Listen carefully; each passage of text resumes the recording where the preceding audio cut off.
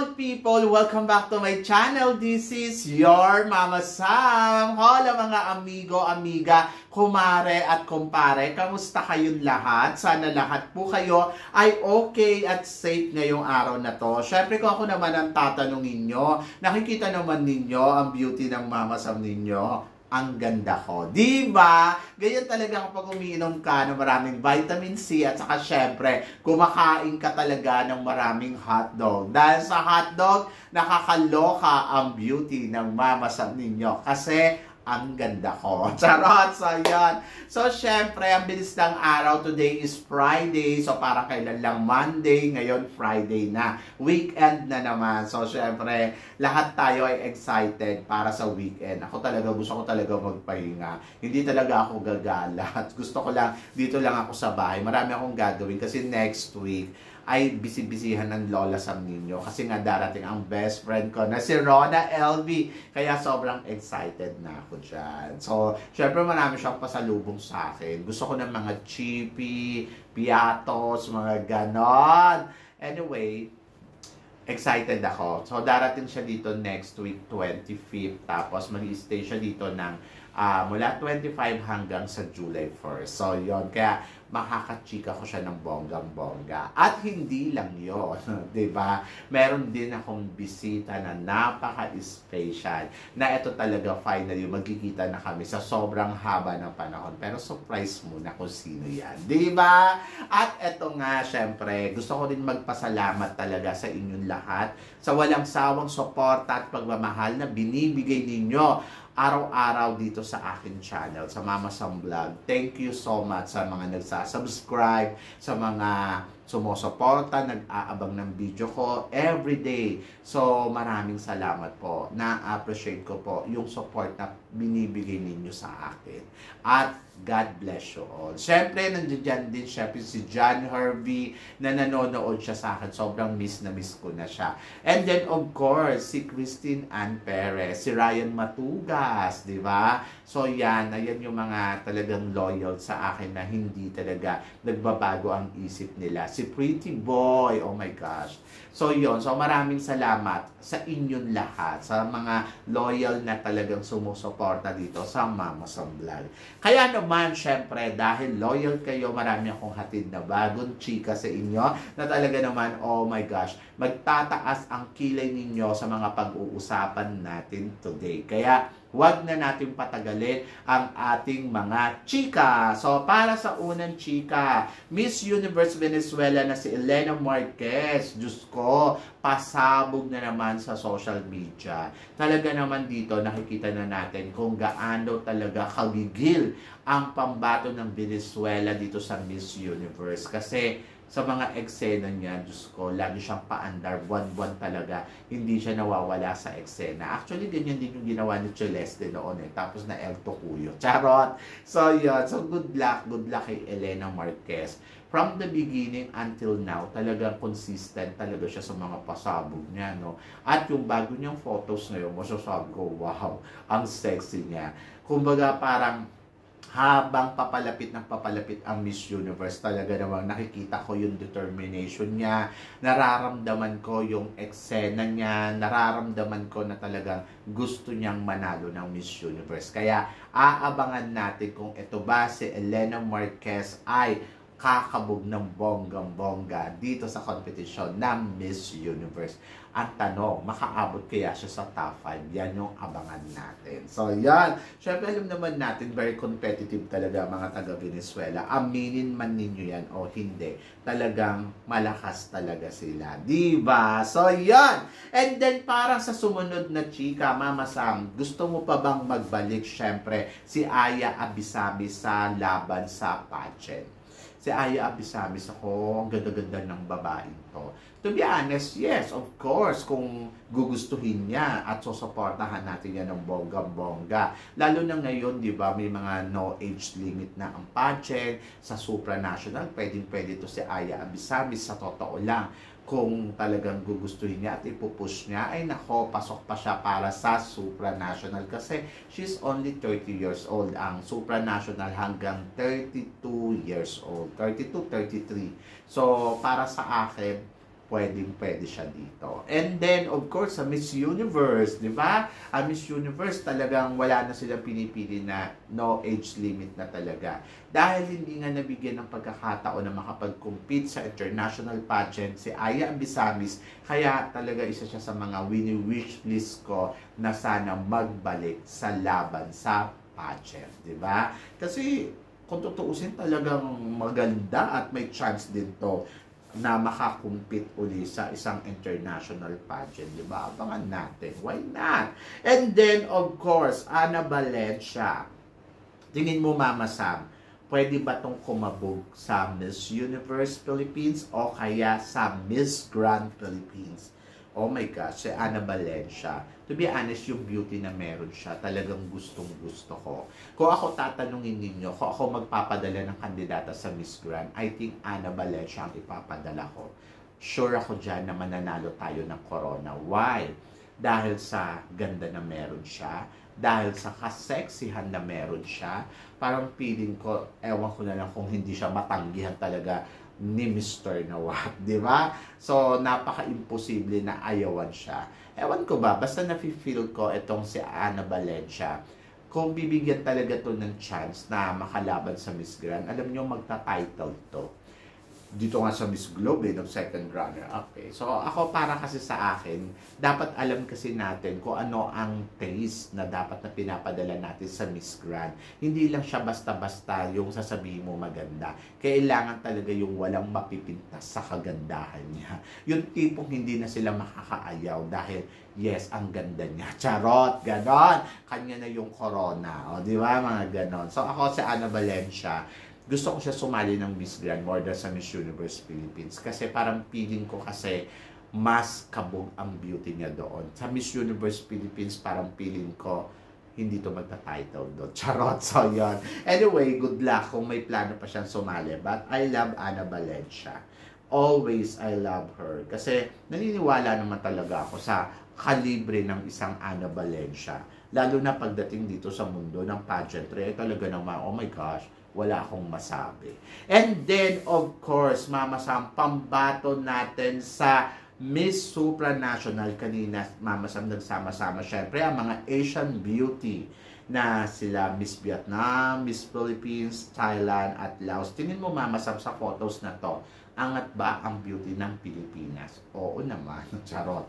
So, syempre, magiging bias tayo. But yes, para sa akin, si Alatea ay isa sa mga masasabi ko na palaban na kandidata. Ay talaga namang nakikita naman natin na ginagawa naman niya yung best niya. At yung beauty niya hindi tumatanggi. Talaga lalo na pag dumikit siya kay Miss Thailand. Ako, nalalamon niya yung beauty ni Miss Thailand. At kahit yung tatlong kandidata katulad ni Vietnam at saka ni Laos, lamon na lamon niya ng bonggang-bongga. Nakita naman ninyo, tindig pa lang.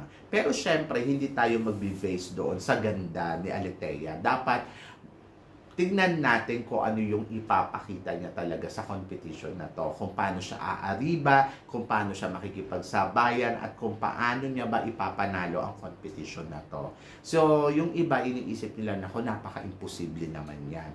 But para sa akin, walang imposible sa isang tao na may determinasyon na manalo sa isang beauty pageant. Lalo na kung may ganda naman siyang ino-offer, di ba? So, ako para sa akin, makikipaglaro dito sa laban ng Miss Supranational. I think kaya niyang kumabog at kaya niyang makipagpukpukan ng bonggang-bongga sa mga nasabing kandidata dito. Basta nandoon lang na prepared siya, andoon lang na talaga meron din naman siya dapat ipakita at talagang dapat meron siyang pasabog. So, trust her and love her. So, parang feeling ko naman malakas siya at manlalamon to ng bonggang-bongga. Diba? So, yun. So, tingnan natin kung siya nga ba ang manlalamon o siya ang malalamon sa laban niya dito sa Supranational. But, keep supporting dapat ang ginagawa natin dito kay Alatea. Dapat lahat tayo sumusuport ng bonggang-bongga para alam mo yun, marating niya kung ano yung dapat niyang marating sa dulo ng competition. So, kung nakasupport tayo, mas lalakas ang laban ng Pilipinas. So, kaya nananawagan naman ako sa inyo na ano pang hinihintay ninyo, sana makabisita kayo sa page ng Facebook page ng Miss Supranational para sa mga update nila doon at kung ano yung mga kailangan para sa mga kandidata at saka sa kanilang YouTube channel. So, tingin-tingin tayo paminsan-minsan. And then, of course, sa Instagram. Sana supportahan natin si Alitea sa kanyang laban dito sa Supranational. So, yan. At para naman sa sumunod na chika, Mama Sam, possible ba mag-last two standing sa competition na to si Miss South Africa at saka si Miss Czech Republic na ngayon ay talagang masasabi natin malakas sa competition na to. To be honest, kanina may tinitingnan nga ako na video. Etong si South Africa ay talaga namang masasabi ko, isa siya sa mga parang malakas talaga na kandidata dito. Isipin mo na lang, magaling ang pasarela neto, magaling ang kanyang tindig, kumpiyansa sa sarili nandoon at plus magaling sa communication skills. At hindi lang yon, may ganda din talagang ino-offer. So sabi ko, complete package to. At isa din sa mga nakikita natin na matindi niyang makakalaban dito, si Czech Republic. Si Czech Republic kasi talagang masasabi ko, barbihan yung ganda. Pero depende yan kung gaano nga ba kagaling si Czech Republic sa kanyang comm skills at kung ano nga ba ang ipapakita ni Czech Republic dito sa laban niya dito sa Supranational. But for me, kahit sabihin pa natin na malakas si South Africa at saka itong si Czech Republic at kahit sabihin pa natin na sila ang magla-last two standing, kayang-kaya pa rin makipagsabayan syempre ng pambato natin. Kumbaga, parang magtiwala lang siguro talaga tayo sa pambato natin. And tingnan natin, malay mo, biglang kumabog pala si Alitea at siya ang manalo dito. Di na ngayon dalawa, di ba? So, you cannot underestimate yung kakayahan ni Alitea. But, believe me, malakas din talaga si South Africa at saka si Czech Republic sa competition na to. Sa ngayon, masasabi natin na yes, possible na pwede talaga mag-last two standing silang dalawa. Diba? So, good luck and let's see.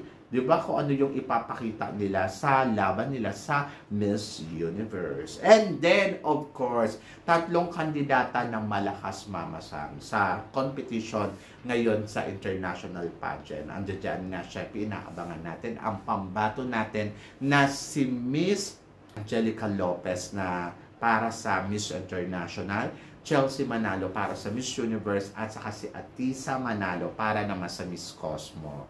To be honest, ako para sa akin, syempre, si Miss Angelica Lopez, talagang maituturing ko na kaabang-abang sa laban niya sa Miss International. Bukod doon sa napakatagal na preparasyon, alam naman natin yung kalibre nito ni Angelica Lopez ay talaga namang, oh my gosh, iba din. At parang pili ko makikipagsabayan, makikipagpukpuhan siya ng bonggang-bongga. Kahit sabihin mo pa, nako, mukhang malakas si Peru, ay nako, maniwala ka, Angelica Lopez ay aariba yan ng bonggang-bongga at talagang manlalamon yan ng todo-todo sa laban nila, di ba? And then, feeling ko prepared siya pagdating sa Miss International. Abangan natin yan sa November. And then, of course, Chelsea Manalo, inaabangan talaga ng lahat para sa laban niya sa Miss Universe ngayong taon na to. Dahil syempre ito yung first Black Beauty na magpapadala tayo sa Miss Universe. And then, lahat nakatutok sa kanya. Kasi syempre, inaabangan ba na kaya ba talaga ng Black Beauty na makipagpukpukan sa Miss Universe para sa ating bansa? So, yan na. Kumbaga, binigyan na talaga sila ng chance. Kasi dati, maraming mga magagaling na sumasali dito. Parang hindi pa ganun kaano na parang sige mag-trust. Pero ngayon na nandito na ang isang Black Beauty. So, ayan, tignan natin kung ano ang dapat nilang gawin talaga sa eksena sa Miss Universe. At patunayan nila na kayang-kaya nila na makipagpupukan at makipagsabayan sa Miss Universe na yung ganda na meron itong si Chelsea Manalo. Diba? So ako naman, trust naman ako kay Chelsea Manalo at parang pili ko naman, kakabog naman niya ng bonggang-bongga. And then, isa din sa mga kaabang-abang talaga ang magiging laban ni Atisa Manalo sa Miss Cosmo International. Oo naman, Diyos ko, si Atisa talaga ang inaabangan ng lahat ngayon na kung paano niya kukunin ang corona ng Miss Cosmo. Siyempre, malakas yung feeling nun lahat na parang itong si Atisa Manalo ay makikipagsabayan makikipagpupukan talaga ng bonggang-bongga. At talagang susuporta talaga yung lahat, makuha lang niya yung corona ng Miss Cosmo International. So ito lang, kamakailan lang ay talagang rumampa nga ang isang artista Manalo sa mega fashion show kung saan talaga, oh my God, ginulat tayo ni artista Manalo kasi kung gaano siya ka-Diyosa talaga.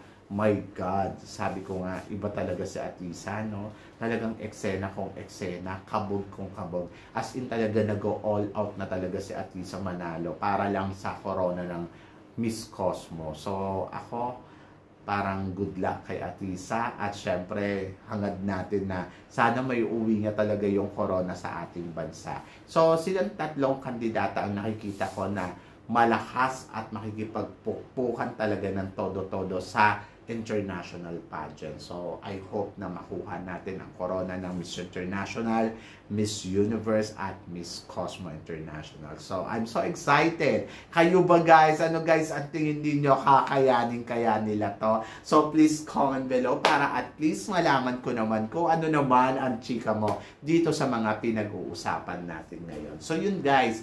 Siyempre maraming salamat po sa inyong lahat sa suporta at pagmamahal. Sa mga hindi pa po nakaka-subscribe dyan, please don't forget to click like and subscribe my channel.